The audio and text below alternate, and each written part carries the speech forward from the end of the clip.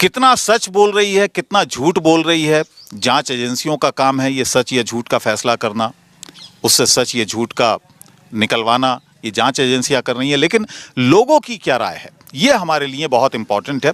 और हम आज ख़ास तौर से उस इलाके में हैं और बहुत सारी महिलाएं भी यहाँ पर हमारे साथ हैं। इन लोगों की राय बड़ी अहमियत रखती है। क्या नाम आपका?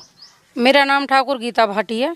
मैं किसान एकता संघ से राष्ट्रीय अध्यक्ष हूँ, महिला मोर्चे की।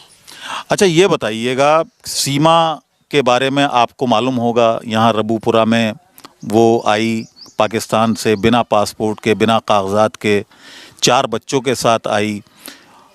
अब क्या किस तरह की प्रतिक्रिया यहाँ पर आम लोगों की है, आपकी है?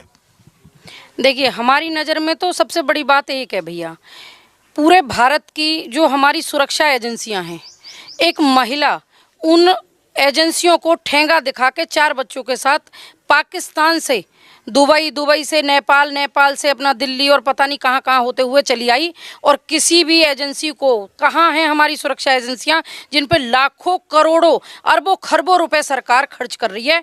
अगर एक महिला इतनी आसानी से आ सकती है तो कोई भी आसानी से आ सकता है। और प्यार की बात आप पूछ रहे हो, सही कहा है, प्यार तो इसने गुलाम हैदर से भी किया, ये तो इनकार करती है। लेकिन मैं खुद एक महिला हूँ। प्यार करना एक ही बार प्यार होता है, पति भी हो, परिवार हो, लड़ाइयाँ भी होती हैं, झगड़े भी होते हैं और प्यार भी होते हैं। हमारे घर के परिवार को पालने के लिए हस्बैंड इतनी मेहनत करते हैं और उनके पीठ पीछे हम मोबाइल अगर उन्होंने दिया था इसको, तो इसके अपने सुख के लिए, अपनी बात करने के लिए, ना कि उसे प्यार करने के लिए। लेकिन अब ये माहौल क्यों बन रहा है? शुरुआत में तो बड़ा वैसा माहौल बना, उसके फेवर का माहौल बना, पाकिस्तानी भाभी आई, पाकिस्तानी बहू आई, हमें एक्सेप्ट करना चाहिए, इस तरह की बातें हो रही थी शुरुआत में। उसका अब एक मैं माहौल देख रहा हूँ, मैं उसके घर के बाहर भी गया, वहाँ पर भी बहुत सारे लोग सवाल उठा रहे थे, आसपास वाले भी सवाल उठाने लगे हैं। अब उसकी वजह क्या है? उसकी वजह यह है कि जब वो शुरू में आई, पहले पता चला, तो जिस बिरादरी में आई, पहले तो उस बिरादरी वाले बच्चों को बड़ी खुशी हुई कि भाई हमारे एक लड़के ने इतना बड़ा कमाल कर दिया कि भाई हमारे लड़के ने तो चमत्कार किया है, पाकिस्तान से पबजी के द्वारा एक महिला को मजबूर कर दिया और वो यहाँ आ गई। तो एक कहते हैं ना, बावले गांव में ऊँट आ जाना, बुजुर्गों की कहावत है। वो माहौल इस समय बना था जब वो आई थी। और अगर वो सच में प्यार करती थी तो फिर अपने हस्बैंड से बात करती। अगर उसके हस्बैंड से भी तो उसे प्यार रहा होगा, बिना प्यार के उसने 4 बच्चे पैदा कर लिए, इतने बड़े बड़े बच्चे हो गए, इतने साल वो उनके साथ रही। और आज लोगों की धीरे धीरे उसके ऊपर से विश्वास इसलिए उठ रहा है कि उसकी जो वीडियोएं चल रही हैं, मैंने भी बहुत सुनी है, वो इतनी एक्सपर्ट महिला है। मुझे लगभग 31 साल हो गए, मैं यूपी की, मेरी जो जन्म स्थान है यूपी है, वो हरियाणा है, मैं बेटी हूँ हरियाणा से, और ससुराल मेरी यूपी में है, जहाँ आज आप बैठे हो, म्याना गांव में।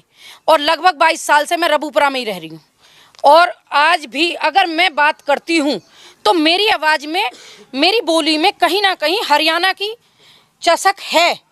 लेकिन वो पहली एक महिला है जिसका जन्म पाकिस्तान में हुआ, पली बड़ी पाकिस्तान में, उसने उर्दू पढ़ा, लेकिन उसके शब्दों में आप देखिए कितनी परफेक्ट है, उसके शब्दों में कहीं उर्दू है ही नहीं।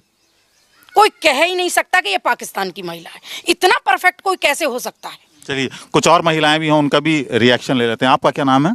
मिथिलेश भाटी। क्या मानती हैं आप, या क्या ये सच्ची मोहब्बत ही है, या इसके पीछे कोई षड्यंत्र भी, जैसा कि अब यहाँ पर चर्चाएं हो रही हैं, वो भी हो सकता है? देखिए, ये सच्ची मोहब्बत तो नहीं है कुछ भी ऐसा। जो औरत अपने प्यार को छोड़ के, पहले पति को छोड़ के आ गई, वो दूसरे से क्या मोहब्बत करेगी? दूसरी बात, ये कोई षड्यंत्र ही है।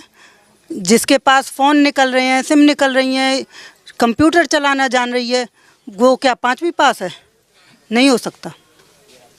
लेकिन उसका तो यही कहना है कि पिछले 3 साल से वो सचिन के संपर्क में हैं, पबजी खेल रहे थे, तब उससे हमारी शुरुआत हुई, बातचीत की, दोस्ती हुई, फिर बातचीत शुरू हुई, फिर फ़ोन नंबर्स का आदान प्रदान हुआ, और उसके बाद फिर ये प्यार परवान चढ़ा। तो इसको मोहब्बत ना कहना, वो उसको भी चैलेंज कर रही है, उन लोगों को भी चैलेंज करती है जो उसको मोहब्बत नहीं मान रहे हैं। जी, ये बेकार की बातें हैं सब। ये नई पीढ़ी के लिए नुकसानदायक हैं, क्योंकि नई पीढ़ी जो आएगी बच्चे देखेंगे वो बिगड़ेंगे इस चीज़ से, सुधरेगा कोई नहीं। और फिर इतनी दूर से वो चल के आई है, कुछ हुआ नहीं, किसी ने रोका नहीं, नॉर्मल सी बात है, कुछ तो राज है इसमें। चलिए अब कुछ पुरुषों का भी हम रिएक्शन ले लेते हैं, बहुत सारे। आपका क्या नाम है? दुर्गा प्रसाद। एक महिला पाकिस्तान से आई है, क्या कहना है इसके बारे में? क्या वो महिला सही है, या इस प्यार को आप क्या नाम देना चाहोगे? देखो ये जब प्यार वाले वही ना मानो तो यहीं क्या मानती हो, क्यों आई है? जब प्यार वाले वही ना मानो तो यहाँ को प्यार कैसे चलेगा? क्यों आई है? हमें तो कोई सब संख्या यही है कि कोई जासूस है या कोई वैसी बात है। जांच एजेंसियों को जांच करनी चाहिए। जांच करनी चाहिए एजेंसियों, कोई जानकारी नहीं हुई। नाम है आपका? मेरा नाम कृष्ण शर्मा। जानकारी हो एक महिला जो कि इन दिनों काफ़ी हिंदुस्तान में चर्चा बनी हुई है, तो क्या कहना चाह रहे हैं इसके विषय में? मैं भैया यही कहना चाह रहा हूँ कि मैंने उसकी एक वीडियो देखी थी, जिस वीडियो में सीमा हैदर ने एक बात कही कि जिससे एक पत्रकार भाई ने पूछी कि भाई तुम जब बॉर्डर से क्रॉस हुए तो तुम वहाँ पे क्या नाम है, उस बॉर्डर पे कौन क्या नाम है वो नेपाल बॉर्डर पे क्यों गए थे, यहाँ से क्यों नहीं निकली? तो जो सीमा ने अपनी जो बात कही है कि हमारे पाकिस्तान के वहाँ से तो चींटी भी नहीं निकल सकती, वो तो बहुत सख्त है। तो सीमा की कुछ अब वीडियो ने देख के हमें ये लग रहा है कि ये प्यार की भी कोई उम्र होती होगी, ऐसे नहीं है कि प्यार की उम्र नहीं होती। आज मैं 4 बच्चे का बाप हूँ तो मैं बुढ़ापे में मेरा प्यार ना जगेगा कि मैं 16 साल की या 18 साल की लड़की लेके प्यार जाहिर करूँगा। आज एक महिला 4 बच्चों की माँ इंडिया में लेके आई है, तो यहाँ में सबसे पहले पाकिस्तान को भी पता है मेरे हिसाब से कि हम जो हिंदू हैं, हम बच्चों को देख के बहुत ज़्यादा वो हो जाते हैं कि हम ये भूल जाएं कि बच्चे हैं, ये सही है। जो सीमा का जो मुझे ये डाउट है कि जो सीमा का ये जो कदम हमारे इंडिया में आया है कि हमारी हिंदू जो भी हम हिंदू हैं कि हम यह चीज़ में बौखला जाएंगे, या चीज़ पे कोई गौर नहीं करेंगे। मैं अपने मुख्यमंत्री जी से, प्रधानमंत्री जी से हाथ जोड़ से निवेदन करूंगा कि यहाँ की पूरी जांच होनी चाहिए, इसे हल्के में लेके ना चलें। आने वाली पीढ़ियां जो हमारी युवा बच्चे हैं उन पर बहुत बड़ा इस चीज़ का फ़र्क पड़ेगा, क्योंकि पबजी अब बच्चे ज़्यादा खेलने लगेंगे, क्योंकि ये हमारे देश के लिए सही नहीं है। अब ये बताइएगा कि अब क्या आगे आगे क्या मानती हैं आप? क्या पाकिस्तान वापस भेज देना चाहिए सरकार को इसको, या यहाँ पर रख लेना चाहिए अगर जांच पड़ताल के बाद सब कुछ सही निकलता है तो? देखिए, अगर सब कुछ सही निकलता है, इसका नार्को टेस्ट होना चाहिए और इसकी जांच होनी चाहिए पूरी, क्योंकि साधारण, मैं तो वही मानती हूँ कि साधारण महिला के पास 4-4 मोबाइल नहीं हो सकते, 5-5 पासपोर्ट नहीं हो सकते, बहुत सारे डॉक्यूमेंट्स, बहुत सारी इतनी फैसिलिटी नहीं हो सकती जिस तरीके से वो महिला है।